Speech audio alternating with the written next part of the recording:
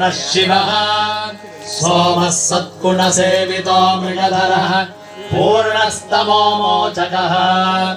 चेतः पुष्करलक्षितो भवति चेत् आनन्दपातो निधिः प्रागल्भ्येन विजृम्भते सुमनसाम् वृत्तिस्तदा जायते स्वाहा ॐ धर्मो मे चतुरङ्घ्रिकः सुचरितः पापं विनाशं गतम् कामक्रोधमदाधयो विगलिताः कालासुकाविष्कृताः ज्ञानानन्दमहौषधिः सुपरिता कैवल्यनाथे सदा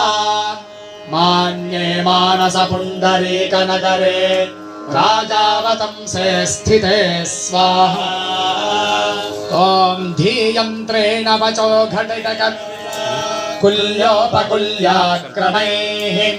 आनीतैश्च सदाशिवस्य चरिताम् अम्भोराशि दिव्यामृतैः हृत्के धारयुतास्भक्तिकलमाः साफल्यमागन्मदे दुर्भिक्षान् मम सेवकस्य भगवन् विश्वेशभीतिः कुतः स्वाहा ॐ पापोत्पातविमोचनाय रुचिरैः ऐश्वर्याय मृत्युञ्जया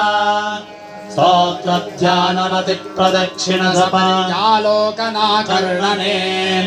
जिह्वा चित्तशिरोऽङ्घ्रिहस्तनयन श्रोत्रैरहं प्रार्थितो मामाज्ञापय तन्निरूपय मुहुर्मामेव च स्वाहा।